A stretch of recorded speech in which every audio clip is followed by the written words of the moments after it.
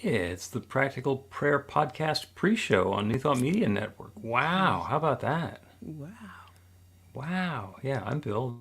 That's Carol, and we are on New Thought Media Network now on Facebook and YouTube, live to be present and to chat for a little bit, and then in a few minutes we're going to start recording another episode of the Practical Prayer Podcast, which goes out to podcast land in a week or so.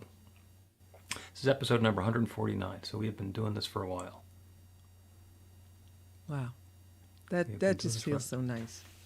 Yeah, and our podcast host just told us that we've been downloaded in more than 50 countries. I saw that notice. That's like spectacular, isn't it? I guess. I sometimes wonder about what the 50 countries are. Yeah. What does it And matter? also, there are 200, so yeah. 50 is good. 250. Come on. Yeah. No, it's nice. It's wonderful. And it's possible that that's more because we actually switched podcast hosting platforms partway through to come into the fold at the New Thought Media Network. Okay.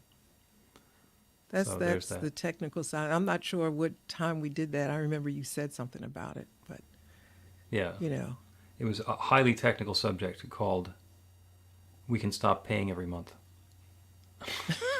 I said, I'm there. I am absolutely there. That's your side. I got to spend my time reading to make sure I can keep up with you when you start talking. Okay, well that works for me. And also, getting out the credit card or the checkbook does captivate my attention a little bit. So it was very nice to get onto New Thought Media Network and have that all under one roof or umbrella or whatever. So I do want to welcome the folks who are on New Thought Media Network and tell you that we are delighted to have you here. This is the behind-the-scenes chat before we start the podcast. If you have a comment or a question or a prayer request, you can put it into the comments on your social media, and that'll show up here, and we can take it under advisement in real time. If you're one of those folks who prefers watching this on the replay, then you can always go to the website, which is bethelight.com, b-the-light.com, which you see on the screen over there. And there's a section for the podcast there, and there's a similar little button where you can make a comment and send a message to us. And we will include that in a future episode of the Practical Prayer Podcast and or pre-show. So there's no eclipse today. Yeah. God willing, there's no earthquake today. No earthquake. And as far as the eclipse goes, to some of us, there was no eclipse anyway, because it just, it got a little overcast. That was it. But we talked about that already. Yeah, well, that's kind of what happened where I am. It was very cloudy, and then it got dark and cloudy. And it was a different kind of dark than it usually gets when it's just the clouds blocking out the sun. So it was a little bit interesting, a little bit different, but now we don't it live was that far from each other. non-spectacular. No. We don't live that far from each other, and I'm telling you, it was nothing. I mean, it was just tiny bit, cloudy. Like, if I didn't know that there was an eclipse happening, I wouldn't know. Right. There was no interesting darkness. The light's kind of weird, but that would be it. Yeah. Some friends of mine were in the totality of the eclipse, and they said it was really strange because they're like in Vermont in the middle of nowhere, in the middle of farmland. And as it started getting dark, all the birds and the frogs started singing like crazy. And it got dark and they all shut up. And then it started getting light a little bit, and they all started singing again. And then it got daylight, and they stopped. It's like had that whole night to day cycle in 4 minutes. Since it won't happen again in my lifetime, there's no point in worrying about this. But, I would just scoot up to Vermont so I could be in the totality of it. but I didn't. Yeah. Oh well. But I thought I hung out here because I thought I'd experience a little more than I did. But whatever. Well, if you put it in your bucket list, then you have to stay. You have to keep your bucket around for a while for the next one. That's too much life. I gotta live. I gotta live too much life just to get to that. Never mind. Gotcha. Gotcha. All right. Well, let us record an episode of the Practical Prayer Podcast. And I know that your topic is awakening. And Yes. I'm not going to jump the gun and ask you anything about that now. So let's start the podcast, and then I can ask you what you meant. Okay. A practical prayer is a prayer that works. These discussions between Reverend Bill Marchiony and Carol Lawrence dive into the details of how it works and how to work it. Reverend Bill is a New Thought minister and the author of Practical Prayer for Real Results. Your new life begins with a new thought. Carol Lawrence is on a spiritual quest, finding the New Thought teaching after decades on the pulpit in 3 different traditional denominations. I've got some questions. Together, they're exploring the philosophy and activities that come together from many of the world's religions to create the practical spirituality that is New Thought.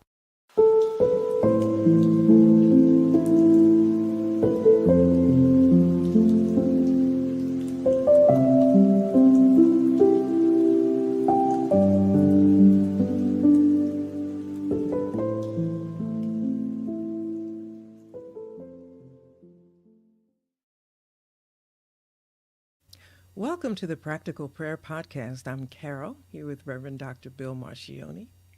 We've got another episode of the Practical Prayer Podcast. Very much looking forward to this. Hi, back to you. And you sometimes come up with a one-word topic, and I think I know what you mean, but then my mind starts to figure out other things that same topic could mean. Okay. Because So my mind is a troublemaker. I'm leaving that alone. So It's listen, true.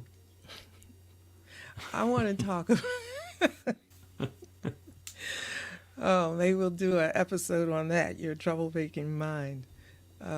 Okay, so I wanted, the word is awakening. Yes. And so I want to pose it as a question for this reason, because I want to hear what you have to say. I have some thoughts, I'll share them, of course, and some feelings, but I don't want to get off on what I've been feeling about it. I want to hear exactly from you. Okay, so phrase the question. enough? I'll even jot it down here. Yep, works for me. Okay. What is awakening? For example, when a person says, I am awakened, or people are, they use the, even put it in tense, they're woke. What are they saying? To me, and awakening is one of those terms that in a spiritual context is a little bit like enlightened, and there's enlightenment and becoming enlightened, and then there's somebody who claims that they're done and that they are completely enlightened. Those are the scary people. The people, similarly, who say that they are completely awakened are also kind of scary. That doesn't happen quite as much because it's all about the process. It is all about the process of awakening. And, woke is a term that came into vogue for a year or two and then got a lot of pushback from other people. And we'll hold off on woke for a little bit.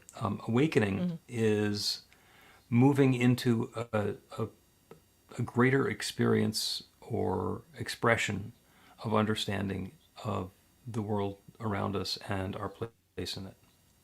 To understand what the pieces are, how they fit together, and how we are part of it.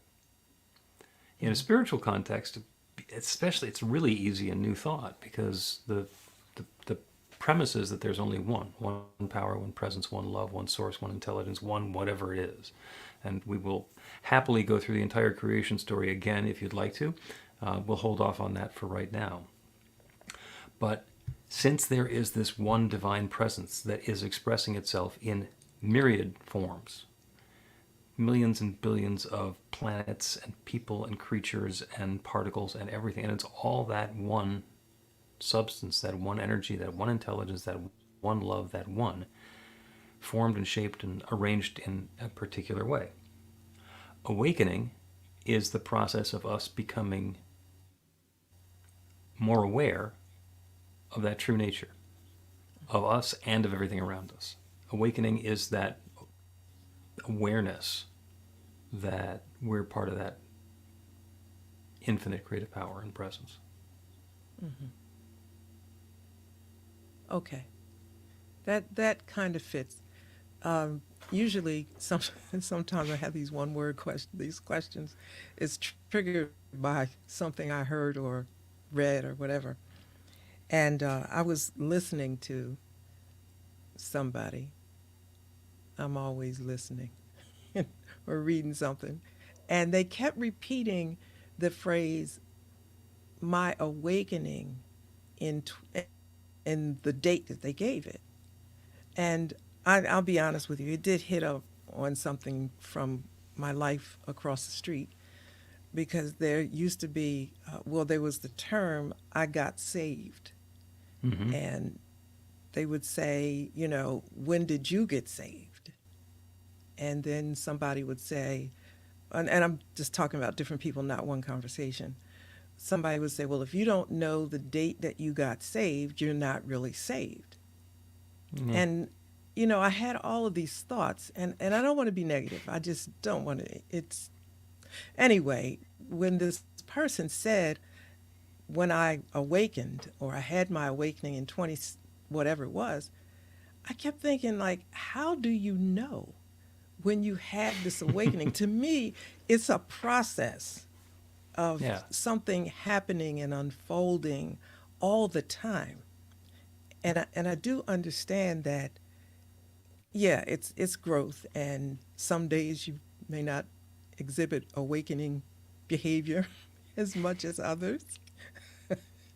But I was so offended by the person's comment, and it had nothing to do with them. It just hit upon something from back there. But it's like, is this an ego statement here where I'm awakened and you're not, and you have to get to where I am? Well, That's very yeah, hurtful to me. yeah, and the person who said that if you don't know the date that you became awakened, then you're not awakened, which takes the whole spiritual process back down to something that's judgmental and external and, has somebody else's metric on it.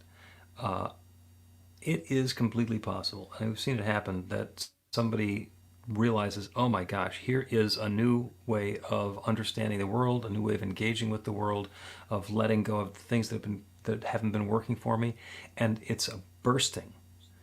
Suddenly they burst into this new experience, and that is the event of awakening.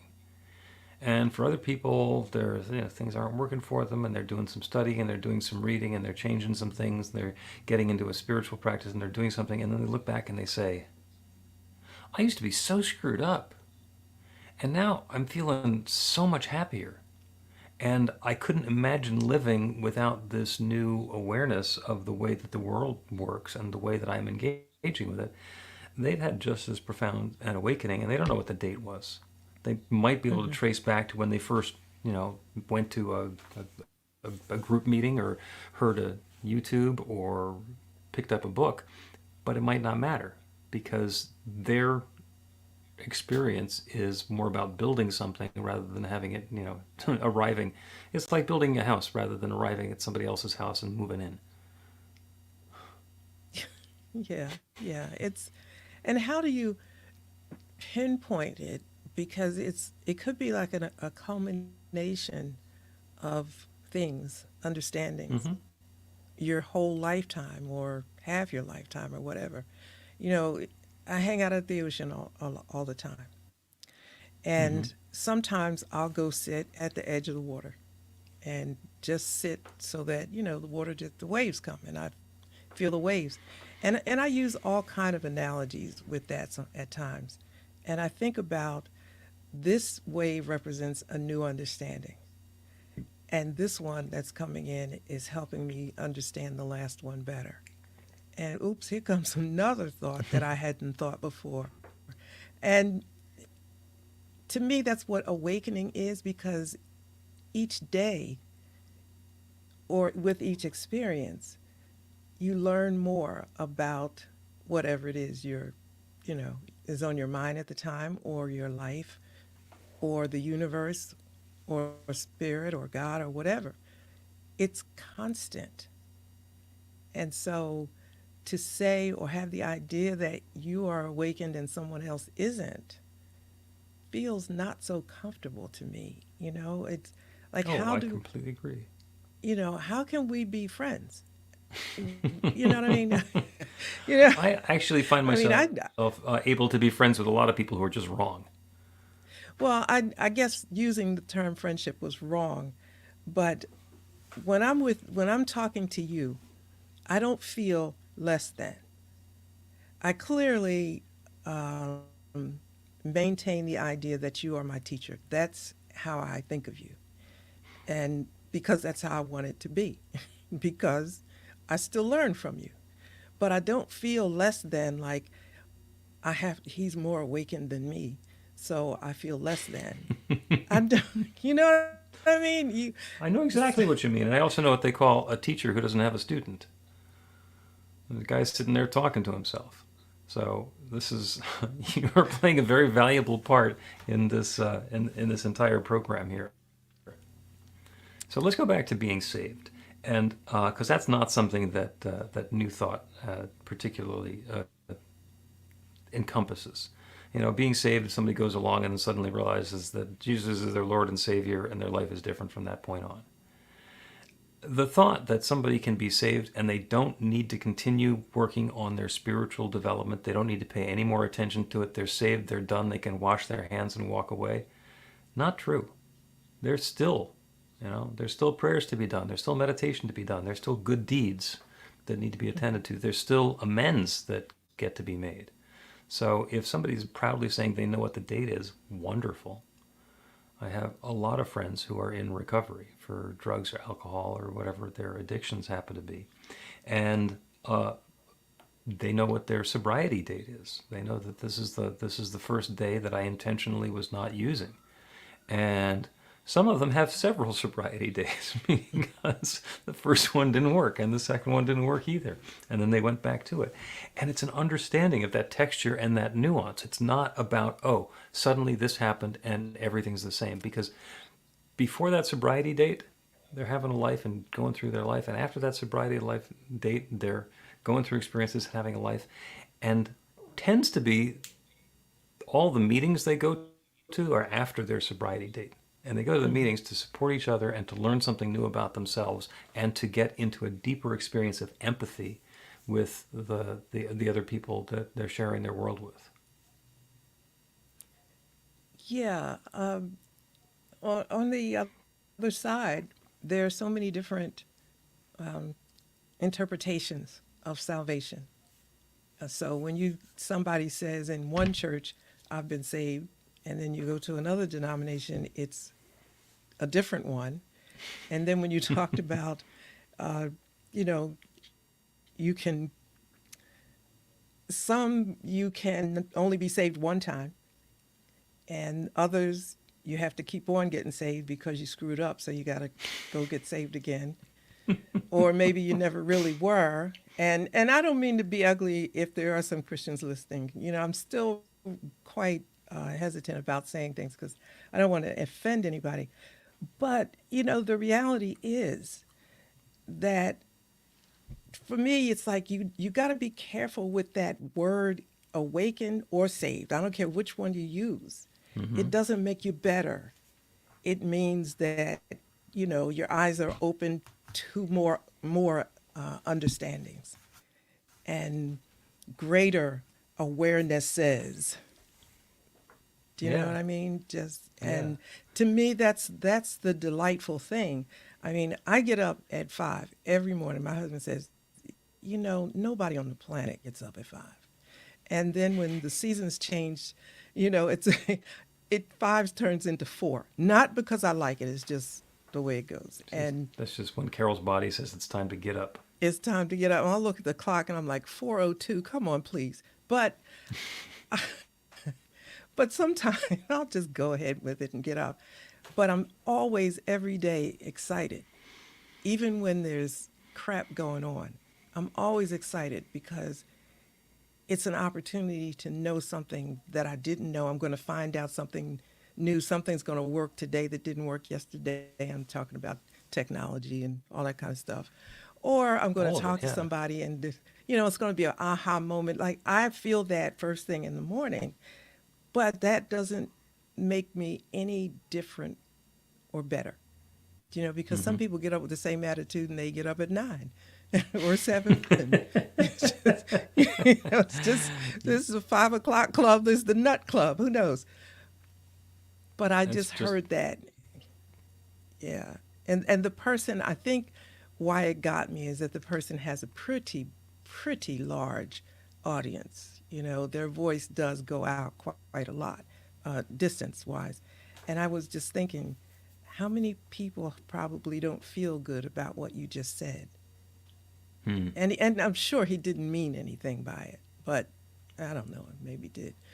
Right. But, you know, That's actually a wonderful segue back into the other term that we said we put on hold a little bit before, which is woke. So, and actually what we're going to do is we're going to take a break and then we're going to come back and talk woke.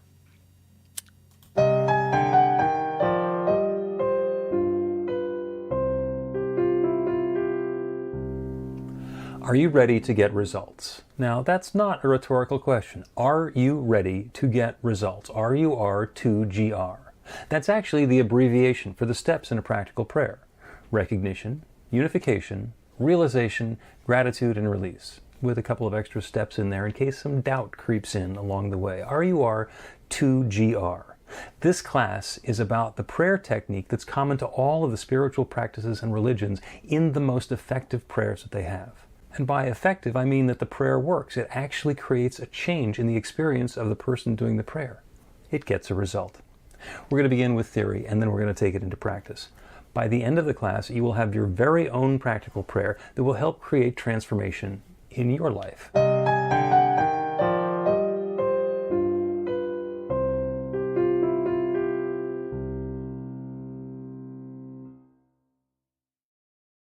welcome back to the Practical Prayer Podcast. I'm Carol, here with Reverend Bill. I am so anxious to get to this next part. Now let me do this again, all right? You're so excited. Welcome This is Carol, back. take two. Welcome back to the Practical Prayer Podcast. I'm Carol, here with Reverend Dr. Bill Marchiony, and we're going to talk about woke. Ooh, We're going to talk about woke. Go It's ahead. part of our discussion of awakening.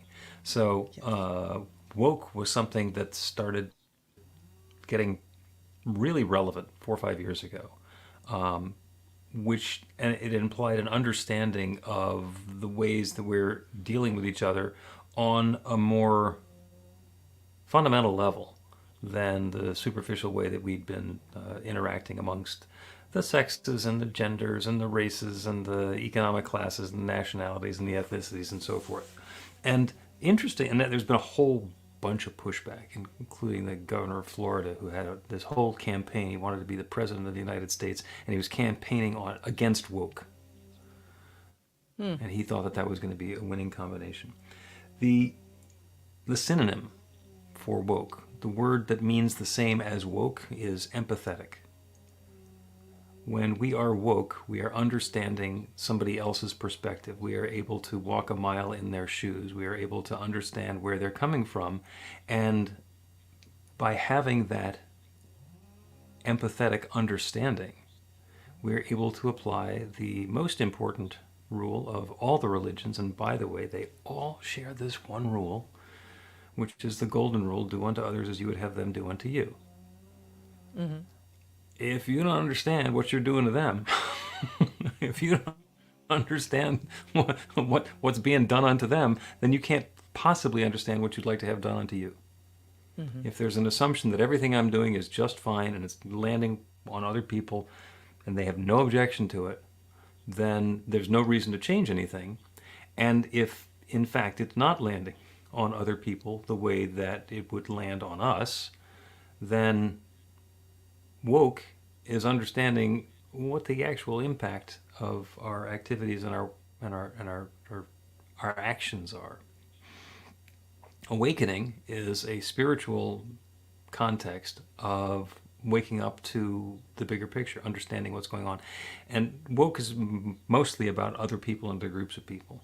Awakening is an even broader understanding of our involvement and participation and partnership with that infinite creative power. But they're both aspects of the same thing. So, yeah, you can't say woke is the past tense of being awakened because it's a little bit No, more when you yeah, talk they're about different. it. They're Yeah. different. But the if somebody has an anti-woke campaign, if you can manage to change the subject, so what they're doing is having an anti-empathy campaign. We are fighting the need to be empathetic towards others. Like, that's not a winner. That's not a winning approach. Yeah. Yeah. That's a whole nother street to go down because, there's the idea that if you pretend that there is nothing different, then everything disappears. And that's painting with a broad brush. But that Hmm. is the part of our awakening is understanding that piece as well. That we're one, of course, but there are differences in. I have a friend who is from the South, and she's maybe about almost 10 years older than I am. So she's had a whole lot of different life experiences living in the South as opposed to me, who's, I'm Philly. I'm a Philly girl. So, Hmm. and if a person doesn't understand her experience, they say things to offend her. And it's important, I think, to kind of take a minute to understand who you're talking to. Hmm. It's not that big a deal. You know what I mean? It's not that big a deal to understand that this doesn't work. I can't say this across the board. So, I mean, do I ever trip up? You bet. But I usually will say ahead of time, look, I might make a mistake, but trust me, it's a mistake, right? Because I'm used to thinking and I'm talking quicker and forgive me, and I will stop and correct it. It doesn't reflect any negativity that's in my heart for you. But I think that's enough to say that I'm at least being empathetic about the possibility of my offending you. But if you don't consider it at all, you'll just talk willy nilly and doesn't really matter what you say. To you, Yeah. Yeah. So now I find myself at choice. I could either like do the Reverend Bill, oh yes, I am agreeing with you, and we're going to talk down to the problem that exists out there, or I could be real personal about this and own it myself, and awakening for me. Because as you know, when I first moved to Philadelphia in 1984, it was to be on a radio morning show. And I had been doing radio morning shows for 3 or 4 years before that. And it was zany comedy. And I got to say at the beginning, it was very funny. We were very, very funny. I was so arrogant and so judgmental and yes, so racist in some of the stuff that we were saying on the air. And it was perfectly acceptable in the 80s to do that. And it was really, really funny. And my job was to make fun of people. And I was very good at it. And a few years later, that's probably, yeah, within 4 or 5 years, I was starting to do some work on myself. And my awakening was I realized that I couldn't do that. I could not do slash and burn humor anymore. I couldn't make myself be funny at the expense of other people. That was maybe my woke moment. That was part of my awakening. And I was terrified because I thought, oh, I'm not going to be funny anymore. And that was terrifying. Oh my goodness. And it turns out I can still be funny. And there are ways to be funny that are not at other people's expense. And so that whole transformation has been ongoing. And there are still times when somebody says something and I have that observation, that wicked, funny, insightful, this is hysterical, that could turn into a really good punchline.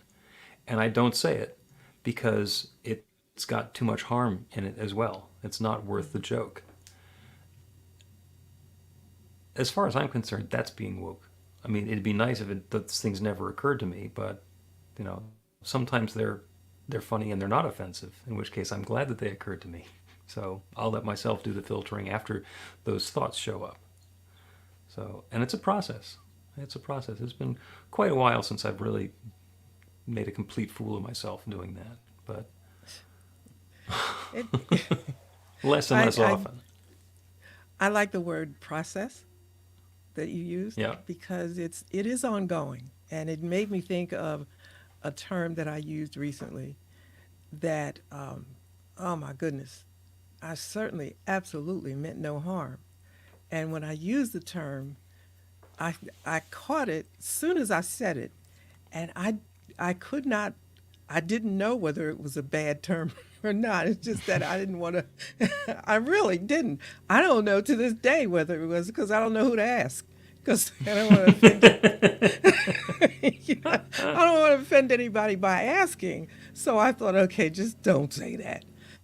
And I really went through this thing like, where did that come from? It didn't come from a mean place. It Right. actually came from a place where I was saying something and didn't want to say it in an offensive way. So this I thought was an alternative. I said, Right. but you haven't been there in a long time. You don't know if this is an acceptable alternative or not. So, Right. yes, I don't know if you ever really, we get better. We get better because it's there, but it's that process. And I spent time with that too. I doubt that I'll say that again. I really doubt it. And It perhaps didn't what it you've didn't done get a is, bad response. yeah, and maybe what you've done now is begun defining for yourself what awakening is. It's the process of becoming more aware of who you are and how the world works and who you want to be in that world and how you want to engage. And a lot of times we learn from our mistakes. You know, we do something or say something and everything blows up. Everybody gets mad at us or something falls apart or things that were supposed to happen are now not going to happen. You know, we canceled this, that, whatever. So something happens, and then we get to take that as input and then maybe do something different next time. That's awakening. Saying, ah, that didn't work. I don't I get to never do that again.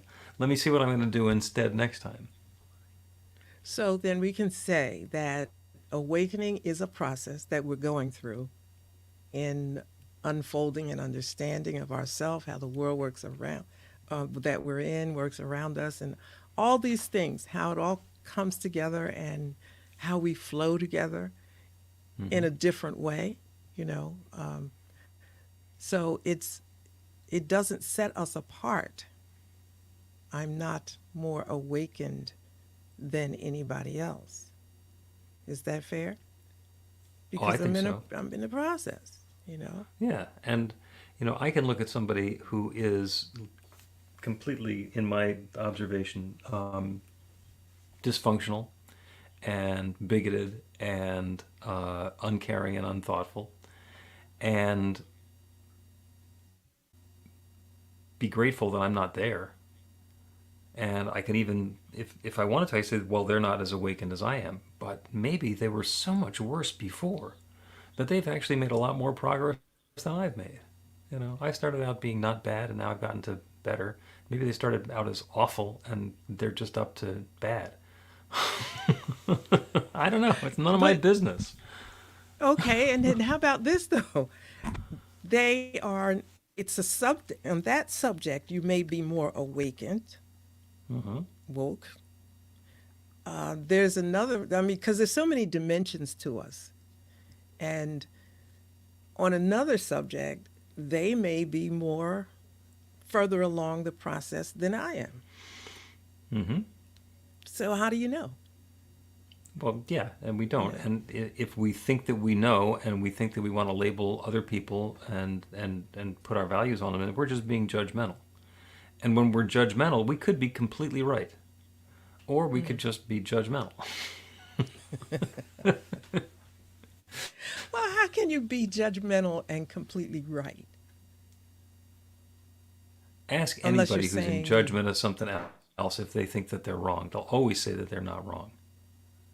The person who's in judgment of somebody else thinks they know what's right. They're often incorrect, but they never think they're wrong.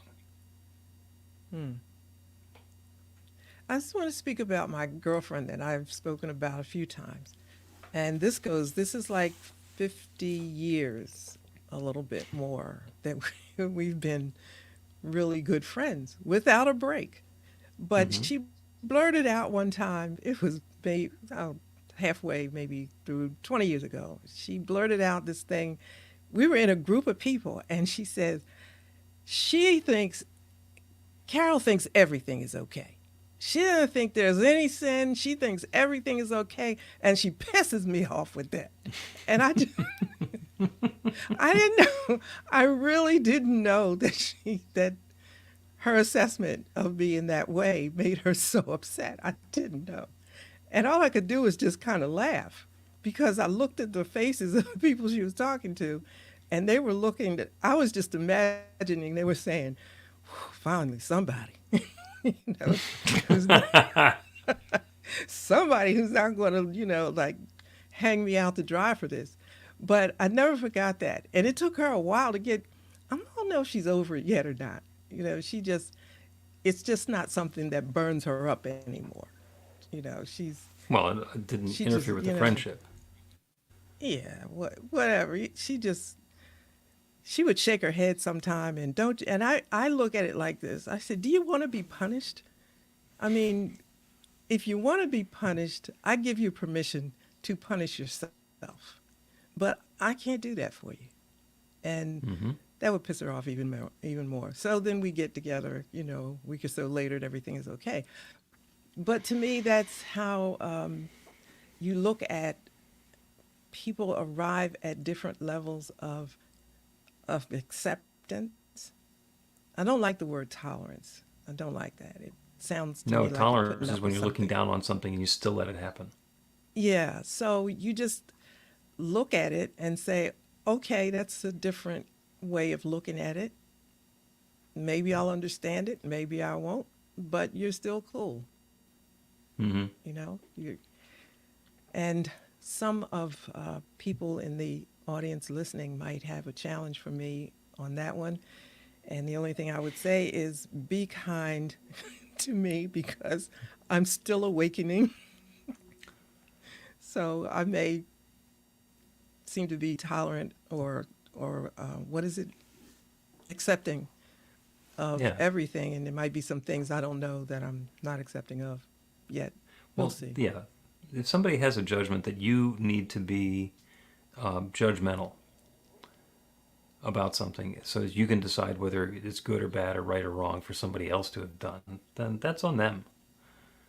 And if we are working our own program and get back to the topic that we started with, there's one power, one presence, one love. And our goal is to be aware of that, to be focused on that. Then when these horrible things come along where we can be judgmental or defensive or want to smite someone or something, and instead bring in the love and say, what would love do here? How can love make this be better? Then we're not pushing against anything. We're we're saying, okay, this is where you are, this is where the situation is, and we're going to invite more love into the situation rather than go attack it. Huge. I mean, Yeah. that's really, really big. You know, do you know what you have to do to make that, to assume that posture in situations? Some are easy, but there are some that are not easy. You There are know, some that are not easy. That is true. yeah. There are some that are a huge challenge.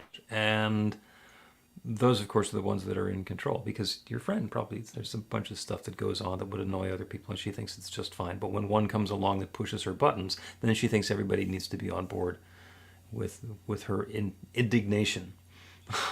We need to condemn that. Why? You don't like it. You're going to invite in something different. You don't need a posse for this. The interesting thing is on that conversation, and it does happen to some degree after that, I don't ever have to say anything. I never do. Mm-hmm. You know, and I wasn't joking when I said people would almost have a sigh of relief. Like, you know, because the other thing is that, of course, I had the title Reverend in front of me, my Mm-hmm. name. So that made me a bad Reverend because I didn't have the same position every Reverend had. Right. Because you're But supposed to then be they, judgmental and harsh and yeah, and I just vindictive, was and not. you're not. You're just loving. No, Okay, get out of I here. you know, Turn the and I collar would back think, in. okay, well, I can absolutely explain my position on this, no question about it. But nobody ever really seems to need it. They just seem to be relieved and okay, you know, and I don't get invited to a lot of the stuff either, which is another story. But Yeah. yeah, Let's take another break, and then we're going to do a prayer. Guess what it's going to be on? awakening, woke. Learn to put practical prayer to work in your life. The steps are simple to learn and let you begin to get real results to create the life of your dreams immediately. Reverend Bill Marchiony's widely acclaimed book, Practical Prayer for Real Results, gives you a clear summary of the New Thought principles behind practical prayer and the series of easy-to-understand steps found in the most effective prayers from religions and spiritual practices all over the world and throughout history. Practical prayer is not a replacement for your religion or practice. It's a technique to make the work you do in consciousness even more effective. The book includes 40 prayers on various topics that you can adapt as needed and use as your own. Practical Prayer for Real Results is available in paperback, Kindle, and audiobook on Amazon or at b-the-light.com. That's b-the-light.com.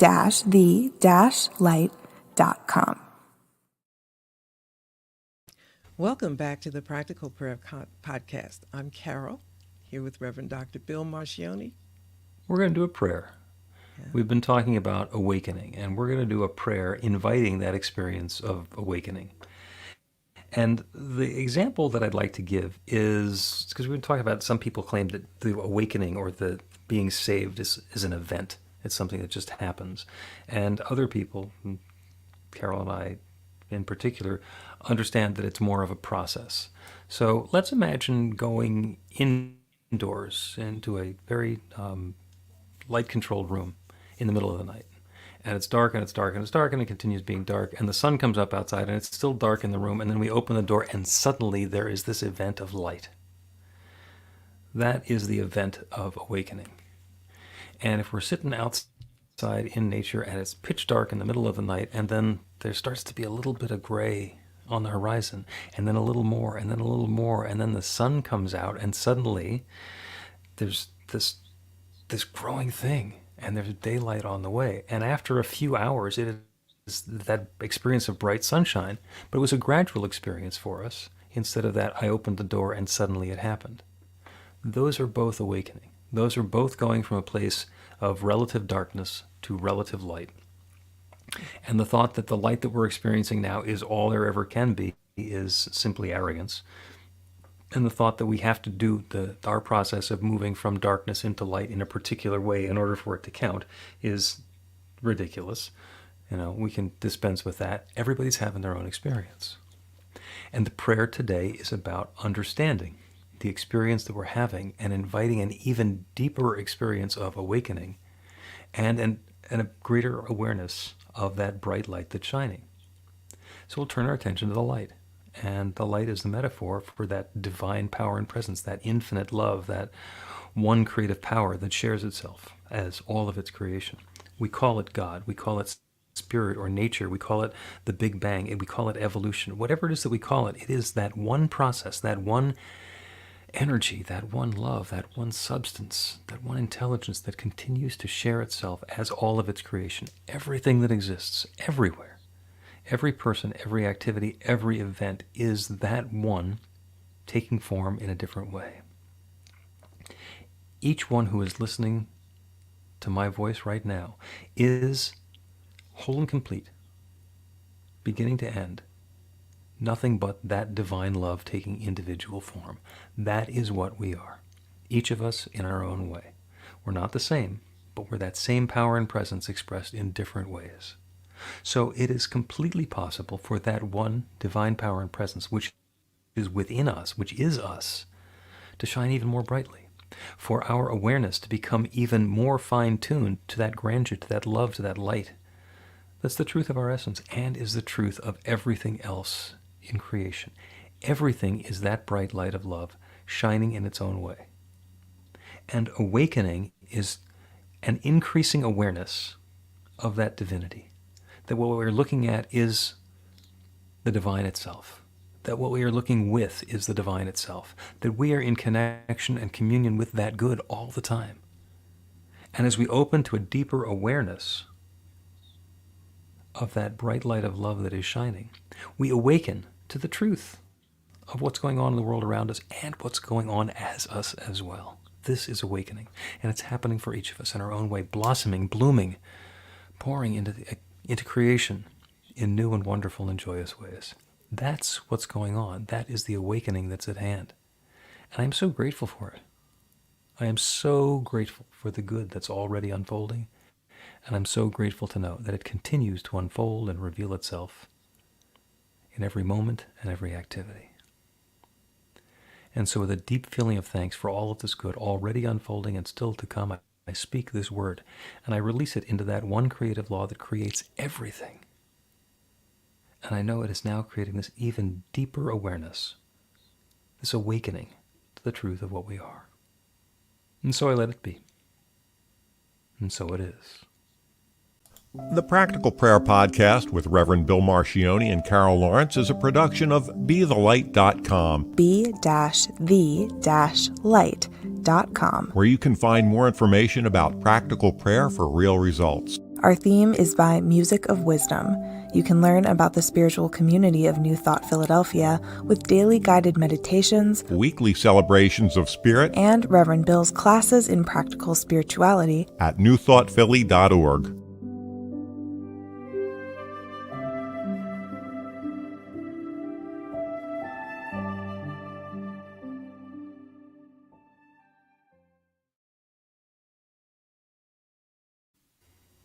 That is episode number 149 of the Practical Prayer Podcast. Thank you, everybody who's joining us on New Thought Media Network. I see a lot of comments over here. Yeah. And, yeah. So, Morning show. it's morning. Oh, it's morning somewhere, I suppose, Yeah. yes? Yeah. Okay. My morning show in Philadelphia was on WFIL, which is an AM station, That takes which me now back. broadcasts. Oh yeah, now it broadcasts sermons, Does it? sermons and gospel I didn't- music. I think. I didn't even know it was still around, but yeah, I remember it takes me back a long way. Let's see. I see one on here says, I hope to learn the prayer steps. So whoever that is, you got to Yep. keep coming because we go over that and Yep. give lots You can of also examples. you can get the shortcut too. You can get the shortcut by buying the book, Practical Prayer for Real Results, or going to the website at BeTheLight.com. Oh, this is an opportunity to put a plug in. Go to the website at be-the-light.com, and you can sign up for the Practical Prayer class, which is an online, on-demand class that will teach you the 5 or 7 steps, including the 4 Ps of a good affirmation. 5, if you include the pivot. Anyway, it's at be-the-light.com. You can also make a comment there if you'd like, if you're listening to a recording of this or don't want to make a comment in real time on the social media. You can go to the website, and in the section on Practical Prayer Podcast, you can submit a comment, and we will take that under consideration.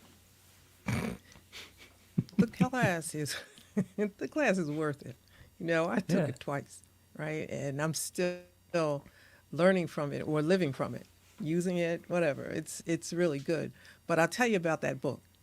We had that book in the first class, or I've taken a few classes with you, so I'm not sure which one. But anyway, I found two prayers in there that really just were so perfect.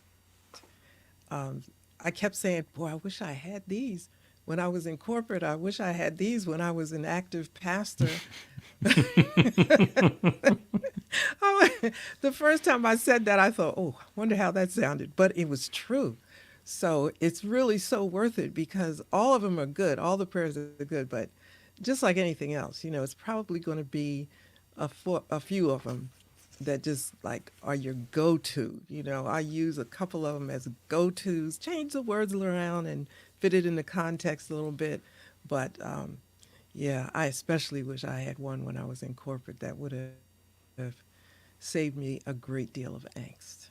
But Yep. anyway, Yep. And yeah. all those prayers are on Insight Timer. I'm an Insight Timer teacher, among other things.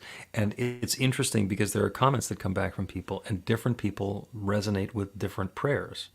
And they have a different reason that it really worked for them. And th- they've been on there long enough at this point that people will say, I'm gonna do this one every day.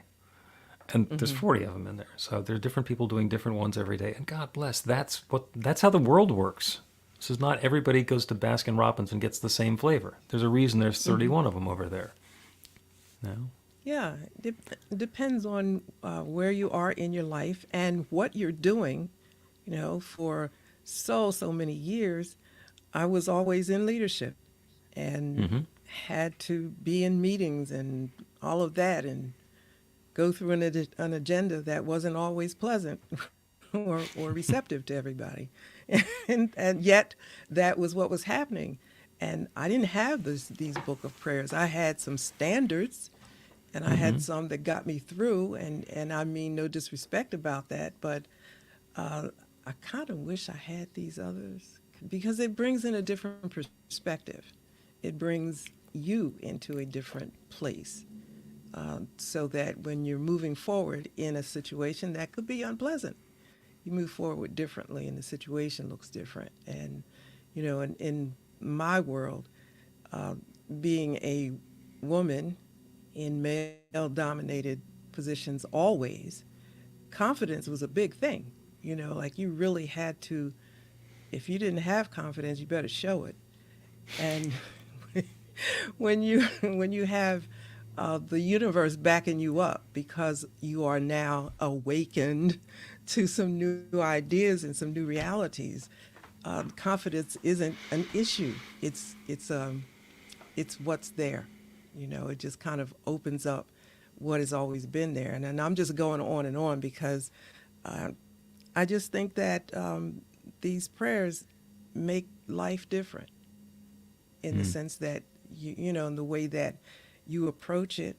Even yucky people, they got it in for you, and just what they got the torches, and you know what the torches are.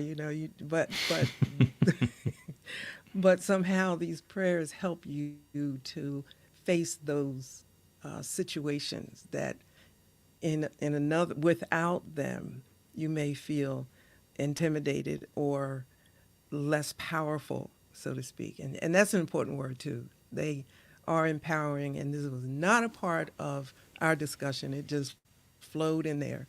But I'm just saying, um, it's an awakening book. It helps in the awakening of our journey, of ourselves on this journey. And who the heck doesn't need help on this journey?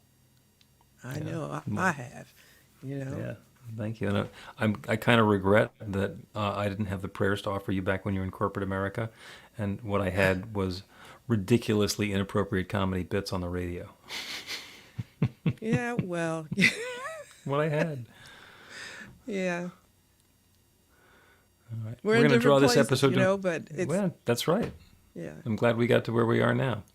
Let us draw this it's all episode to about a learning. close. It's almost 2 o'clock. We have to clear out to make way for what's next on New Thought Media Network. Thank you all for joining in on the live stream and also on the recordings.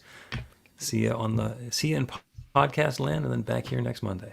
Please help us say thank you to our organizational sponsors, including the Hefferland Foundation, Affiliated New Thought Network, International New Thought Alliance, Science of Mind Archives and Library Foundation, Center for Spiritual Living Denver, Center for Spiritual Living Midtown, New Thought Philadelphia, Planned Happiness Institute, Summit Center for Spiritual Living, One Heart Retreats, Center for Spiritual Living on the Lake, Unity Kitchener, Unity Spiritual Center Ottawa, Om Center for Spiritual Living, Satya Center, Begin Within Ministries, Center for Spiritual Living North Jersey, Unity of Savannah, and the Center for Spiritual Living Seattle, as well as all of our individual donors. Thank you for being part of the New Thought Media Network. Please like, share, and subscribe. New Thought Media Network, positively inspiring.